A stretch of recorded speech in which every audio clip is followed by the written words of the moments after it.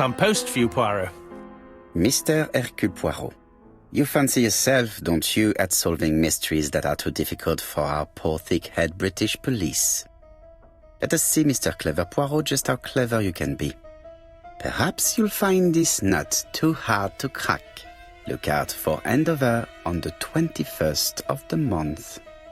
Yours extra, A.B.C. Oh, it's some sort of joke. Maybe, but please remind me to inform Chief Inspector Japp.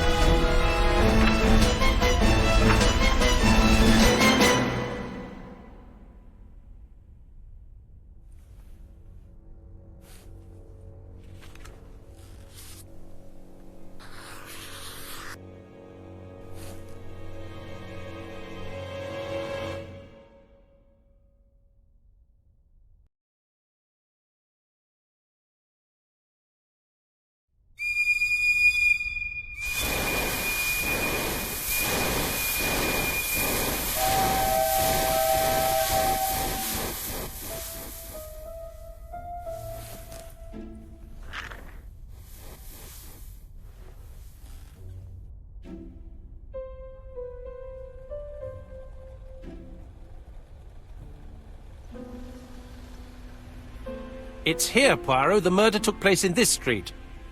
Grim place indeed. Tout à fait, Hastings. The streets of Andover are in a terrible state. Look, there's Chief Inspector Japp. He's talking with a policeman. Let us try not to get our shoes wet.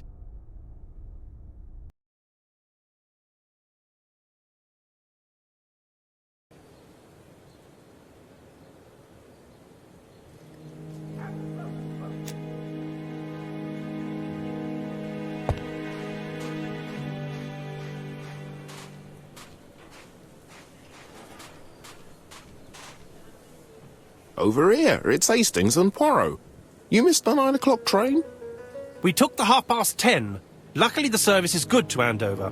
So, Chief Inspector, what do we have? The victim is called Alice Ascher. She owned this tobacco shop.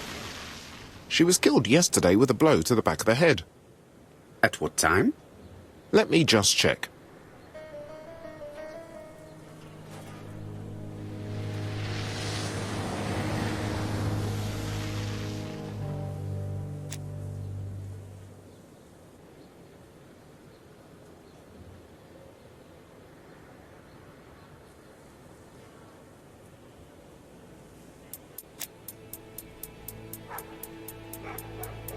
Is Japp being too relaxed? Let us find the clues that prove it.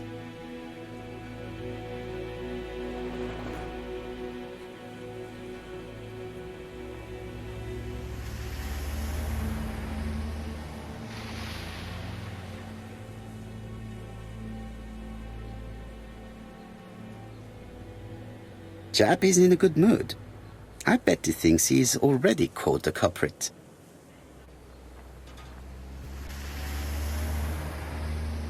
The last customer to see Mrs. Ascher alive left her shop at 5:30.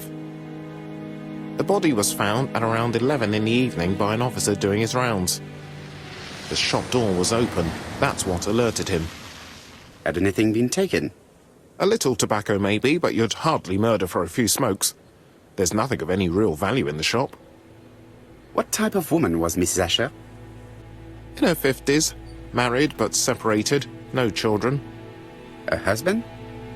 Aha, Franz Ascher, the husband. Alcoholic and violent. It's said that he regularly insulted his wife and threatened to kill her.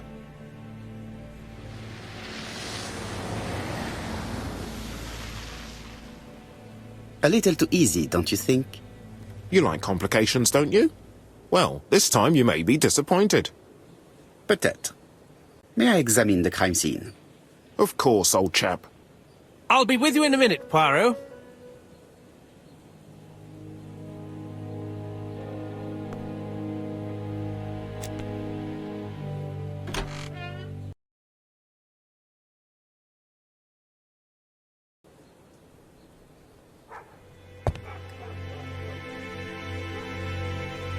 The place is unusually tidy for a crime scene.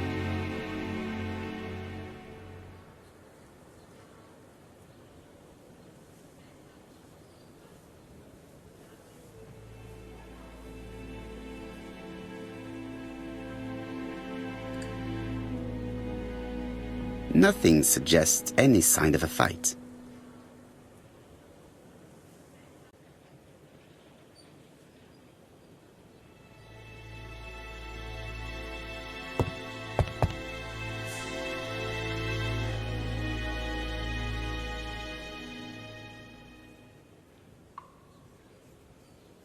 It's not just any railway guide. It's an ABC. It's open at the letter A. There are no prints on the book.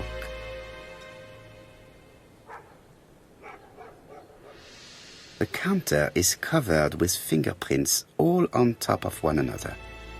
Unfortunately, it will not be possible to use them. Red liquid is oozing out. Is it blood? No. It's just some strawberries that are losing their juice.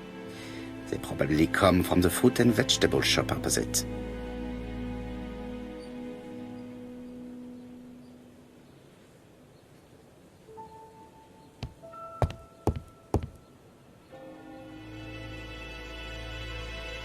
This poor woman's head is resting in a very even-shaped pool of blood. I can't see any other mark on the floor.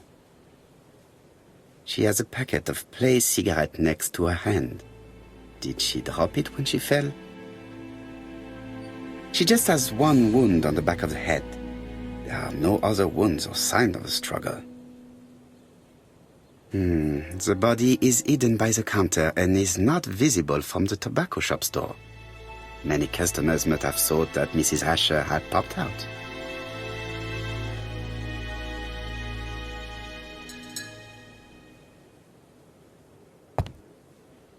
The door is locked. There are cigarette packets in a mess on the shelf.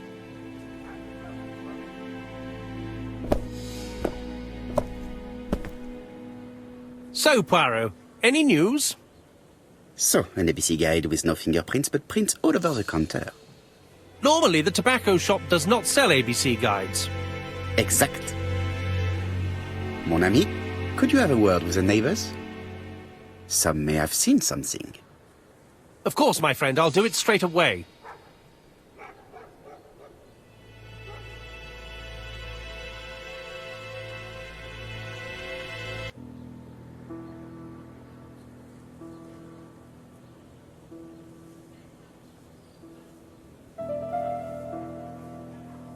The till does not appear to have been touched. I have to check that nothing is missing from it.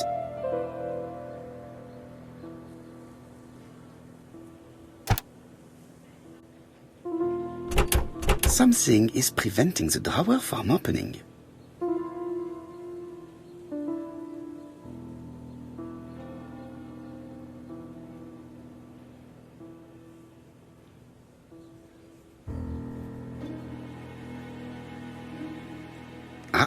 A mechanism has just made a fan click.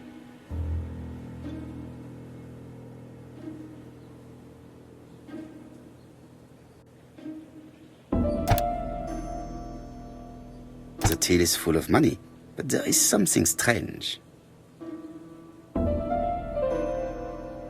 Something is hidden underneath.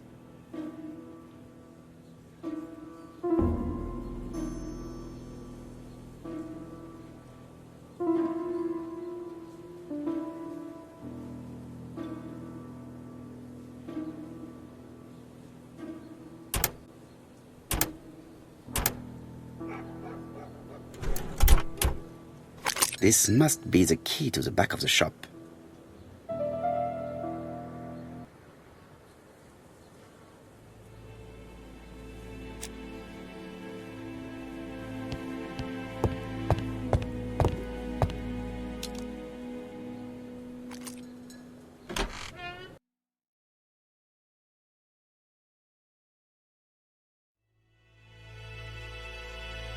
Blood. Did Alice Ascher suffer from nosebleeds?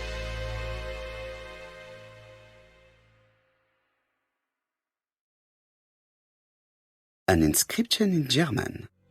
Souvenir of our honeymoon in the Black Forest. To my Alice forever, Franz Ascher. The Aschers were a lovely couple when they were young.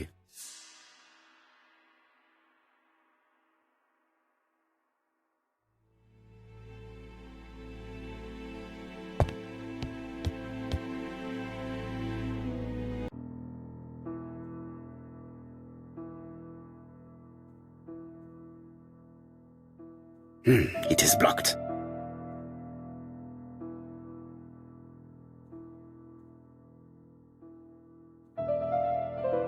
It is blocked by something.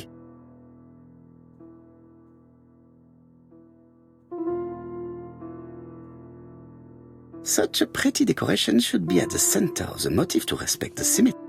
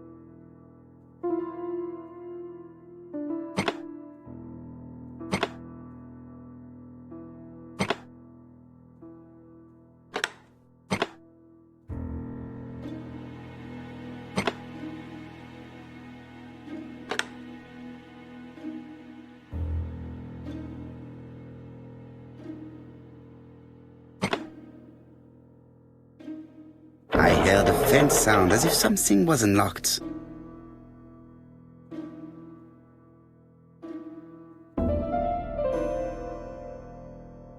These drawings appear to be attached to the chest of drawers. They won't move.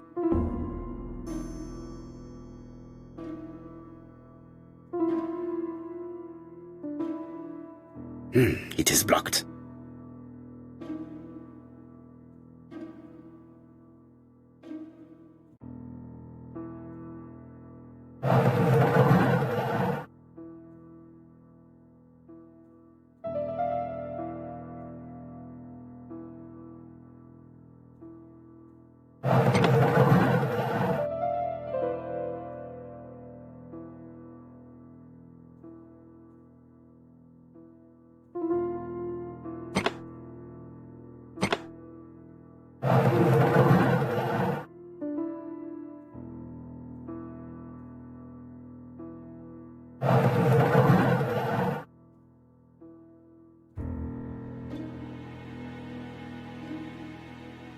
It is blocked.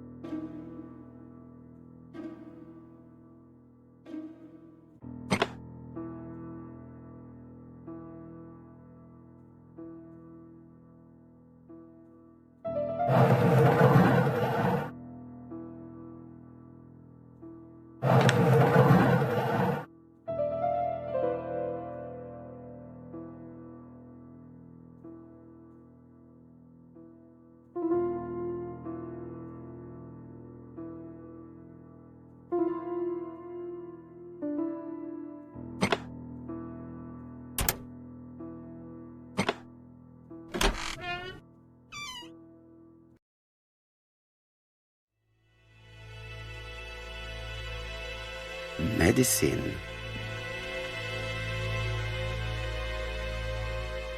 Laudanum-based cough medicine, Mrs. Ascher, and Dover Morley Laboratory, London. It's strange to find such an elaborate medicine from a leading London laboratory in the home of such a modest woman.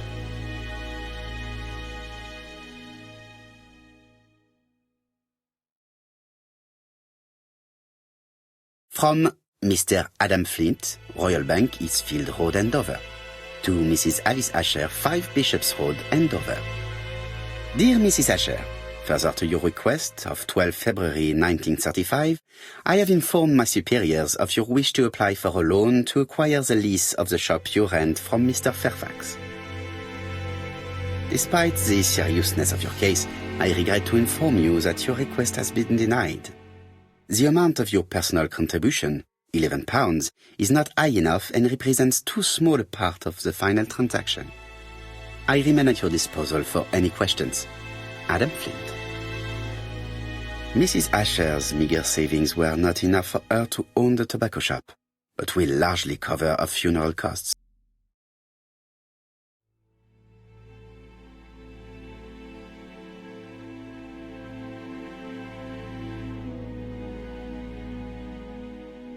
What a strange box. It looks like you have to slide the slats of wood to open it.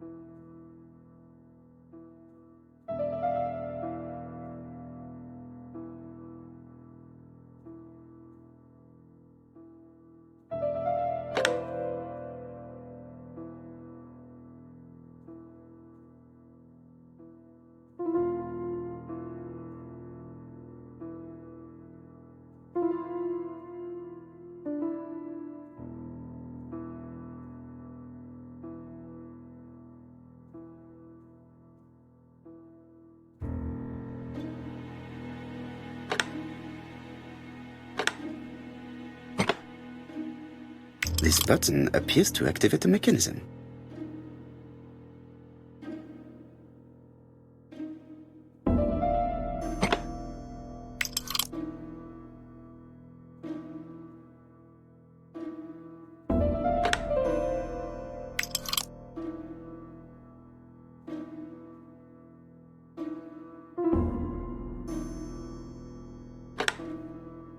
That should do it.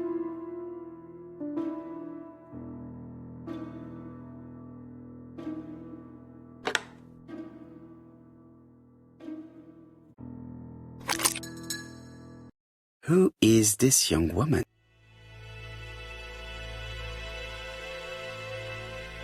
To my dear Aunt Alice, married Rower.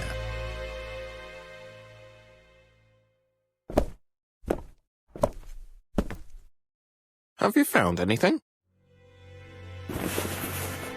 The victim has a niece. We must find her.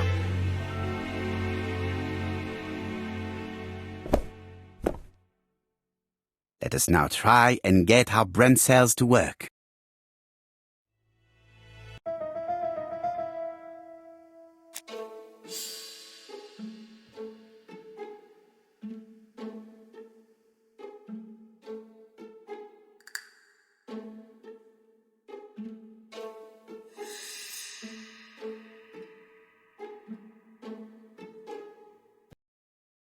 The motive is definitely not financial gain. There is no sign of a struggle, and the till has not been forced or emptied.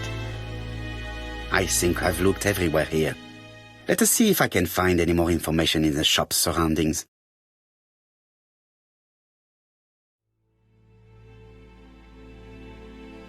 This interior is very simple.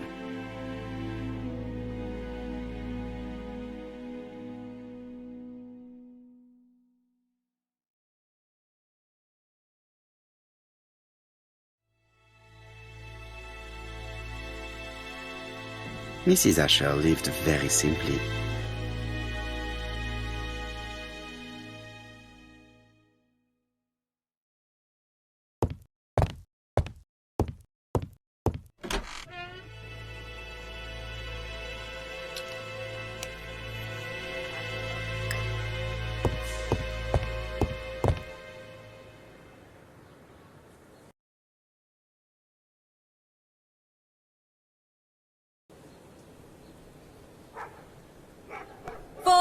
Sixpence a letters, a lovely large letters, 4 pence only.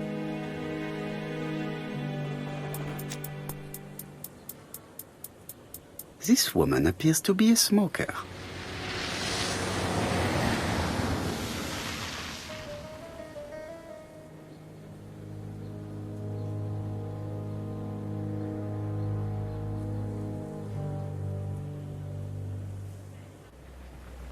She's a big smoker. She must have been a customer at the tobacco shop.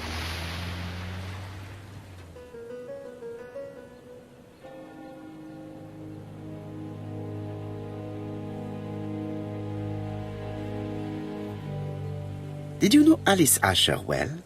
And for starters, who are you? I'm Hercule Poirot, the detective. You're foreign, that's for sure, with your accent and your odd way about you. And you're here about Alice's murder, I suppose. Well, I've nothing to say to you.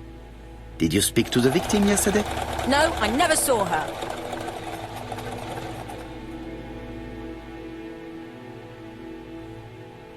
Please try and help me, madame. Why should I help you? For your beautiful moustache? Heh. Come on, move along now. You're scaring away my customers. Please, do not be ridiculous.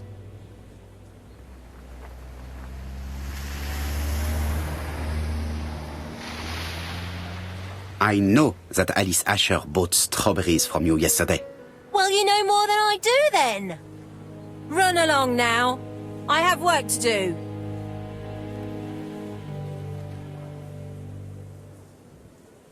A bottle of poor quality vinegar.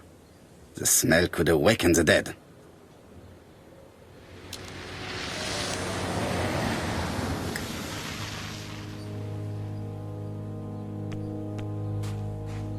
Strawberries, 6 pence a pound.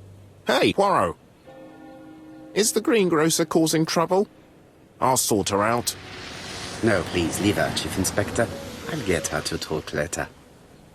I've found the victim's niece. She's waiting for you in the back of the shop. Thank you, mon ami. I'll question her.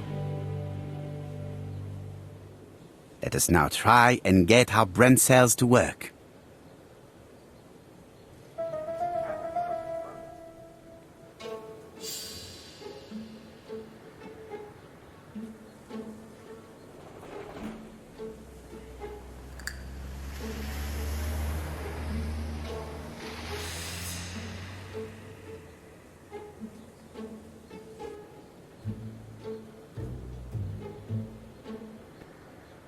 Mrs. Ascher was killed here. The absence of marks in the shop and the regular shape of the blood stains indicated beyond a doubt.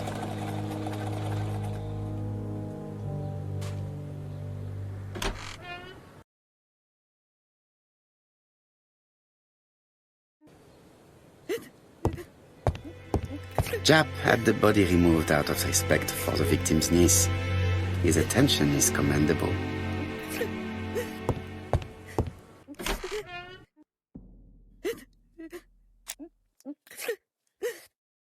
Is her grief sincere?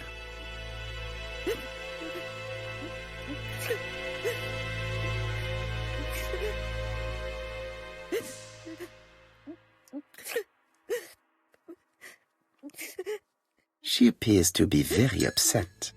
She's dressed in mourning. She looks fragile.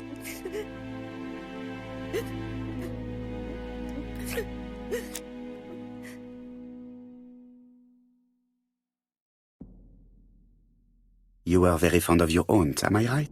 She was the only family I had since my mother died.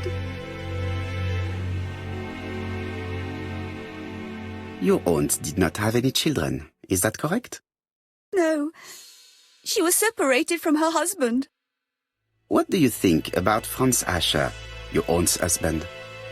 He never left her alone. Poor aunt. She used to drop by all the time and make a scene.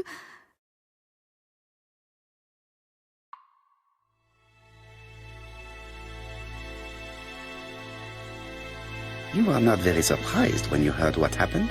Oh, but I was. You see, it was a nasty piece of work, but up until yesterday it was just empty threats. He shouted a lot, but she wasn't afraid of him. Why, he used to slink away when she turned on him. He was afraid of her, if you like.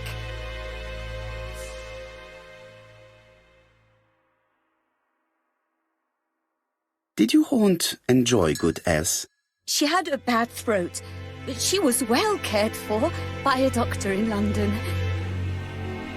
Does Franz Ascher work? All he's done for years is drink and gamble, but he used to be a very good cabinet maker. What does he live on? My aunt used to give him 5 shillings a week.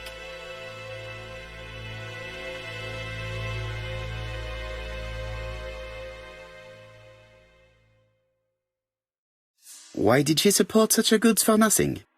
He was her husband. She couldn't leave him with nothing. I understand. You have been of great assistance, mademoiselle.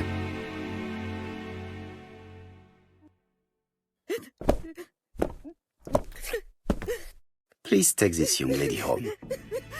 My pleasure. Well, this Franz Ascher does not seem to be quite so dangerous as Jack says. And since Alice Ascher gave him money regularly, it was not in his interest to kill her.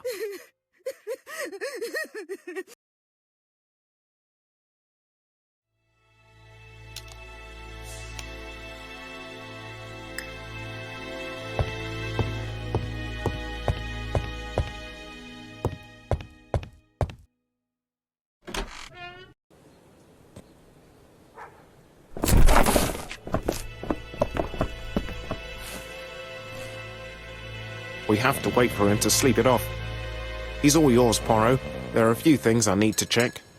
There must be some way of sobering him up. I wonder what his wife used to do. He must have scared the customers away. He's not...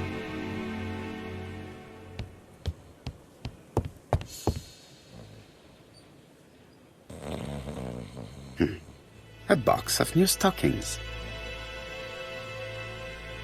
It's Alice Ascher's notebook. Ah, that's interesting. It probably contains information about her possible debtors and creditors. Bodley. The fruit seller has debts too. She will probably be more cooperative thanks to this piece of information. Mary Drower was telling the truth. Mrs. Ascher regularly gave money to her alcoholic husband.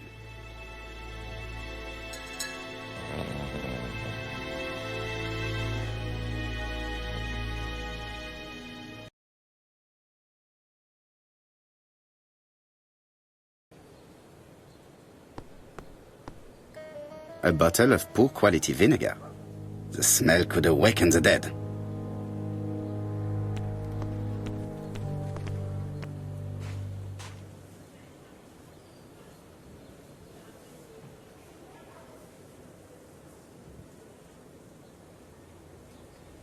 Your fruit is rotten. What? A foreigner dares to say that? According to the victim's account book, you owed her £10 for tobacco and magazines. That's a lie. She owed me £1. I swear. Now, please be so kind as to explain this. Look at my account book. Alice owed me £11 for fruit and vegetables. I may have had a slate at her shop, but she had one at mine. She owed me £1. And that reminds me I have to get it back from her niece. That is quite enough. Your account book has saved you, but I might ask Chief Inspector Japp to throw you in the cells for 1 or 2 nights while he checks your entries. Do you want to go to prison? Prison? Now that's not fair. I haven't done nothing.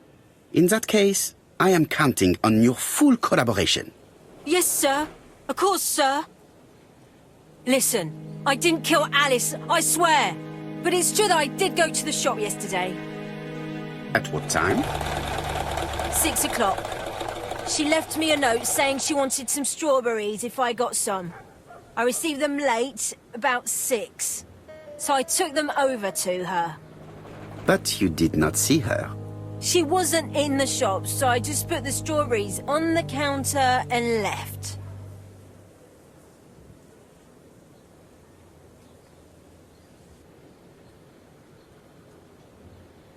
Did you see anything unusual in the shop? No. Well, maybe one thing. There was a railway guide on the counter. Alice didn't sell them. Maybe it's the customer who left it there. You were not alarmed? I thought Alice had just gone to get her medicine from her room and that she'd be straight back. You mentioned medicine. Something for her cough. She used to take it a lot. Who do you think killed her? France. Her scoundrel of a husband. He was always after her for something. Well, he's a foreigner.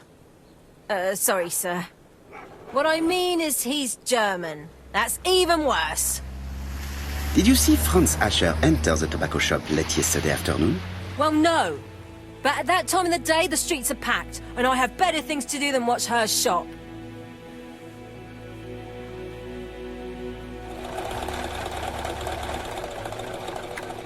I'll just borrow your bottle a moment.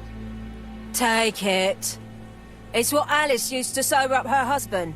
But try not to empty the bottle. Let us now try and get our brain cells to work.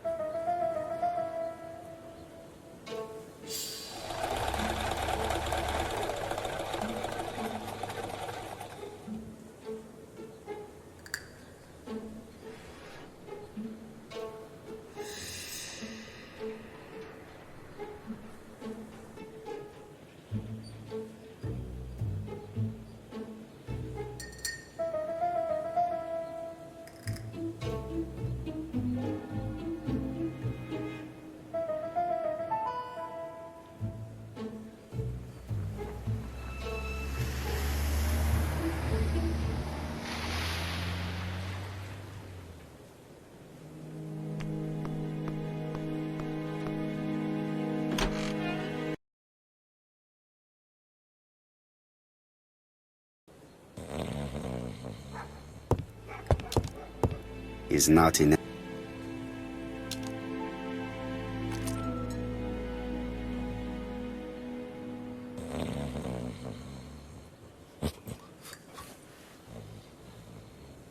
Mes amis, I can say without a doubt that poor Mrs. Ascher was killed between 5:30 and 6. Killed when the street was packed with people. That's rather bold. I've been talking to the neighbours, and... No one's seen anything? Or rather, it's anything and everything. Am I wrong? No. Yeah. We must grill this villain Ascher before he falls asleep again.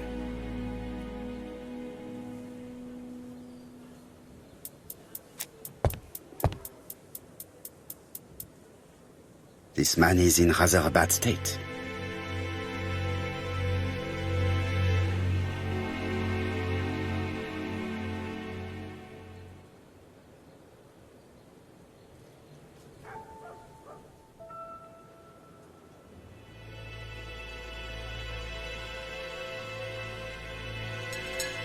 This man has been fighting and he smells of alcohol.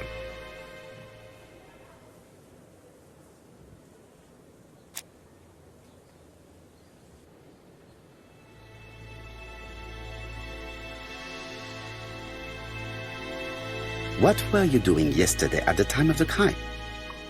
Can't recall. Come on, my friend. Try to remember. It is important. I'm really sorry, sir, but I don't remember a thing. I see.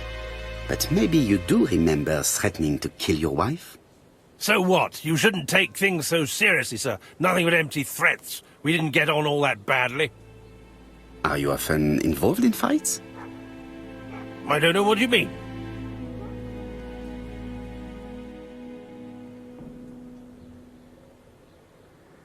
Ascher, look me in the eye and tell me that you were in a fight. I'm looking. No, I wasn't in a fight. You are right. Looking at the state of you, you did not defend yourself. So someone gave you a good beating. A beating? No way. All right, he tore my coat and gave me a black eye. You see the state of him? Very interesting. Who is the other that you struck? Probably best if I tell you everything. Yesterday afternoon, I met Roderick Tanner. We'd bet on a dog fight together. An illegal bet, naturally. Yes, sir. Our dog won. Roderick got the money, but he refused to give me my share. And you fought about it. What time was this? In the evening, about 6, I think. We were on the other side of town. You see, I couldn't have killed my wife.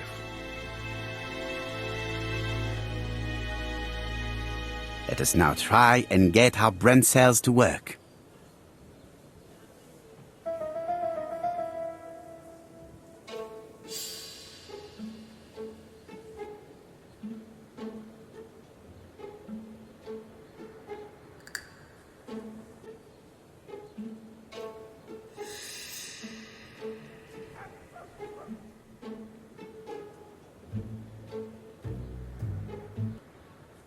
The murderer probably pretended to be a customer. He hit the shopkeeper from behind as she turned around to serve him. Let us now try and get our brain cells to work.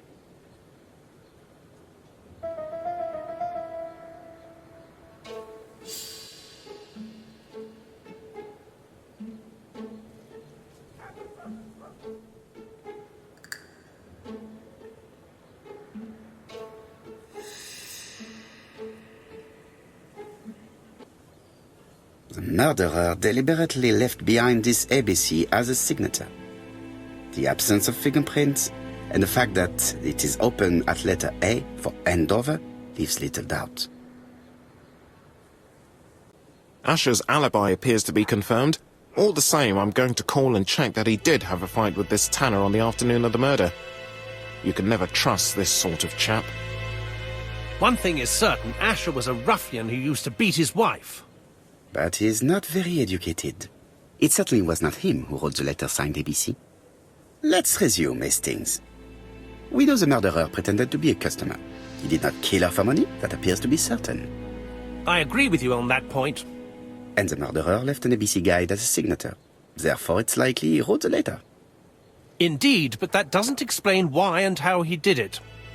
You are quite right. Why he did it is a mystery. But as for how he did it, we do know enough to try and reconstruct the events.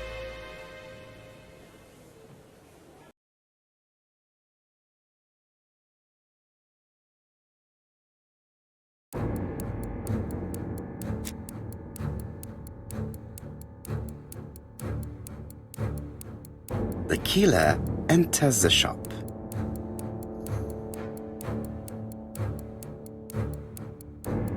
Mrs. Ascher turns around to greet her customer.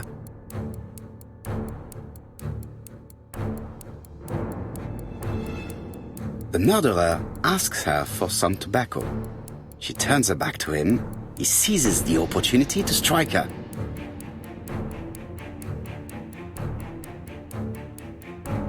He then places the ABC upside down before leaving.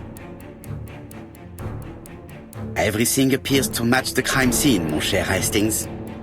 That is exactly what happened.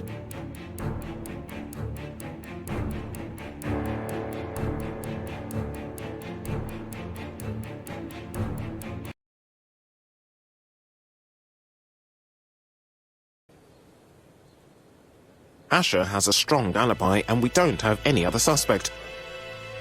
But what was the point of this crime? She had no debts. She gave Franz Ascher money regularly. She wasn't owed money. Nobody stood to gain anything. No doubt about it, the murderer is insane. And I fear that we had not heard the last of him. I hope you're wrong for once. Bien, let's go back to London. If we hurry, we should catch the 7:02 train. Are you coming? No, unfortunately, I have to talk with Andover police. See you soon, then. Are you coming, Hastings? Let's go home. There's nothing for us here.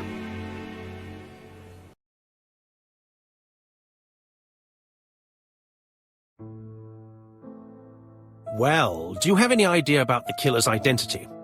The crime was committed by a man of medium height, with red hair and suspicious eyes.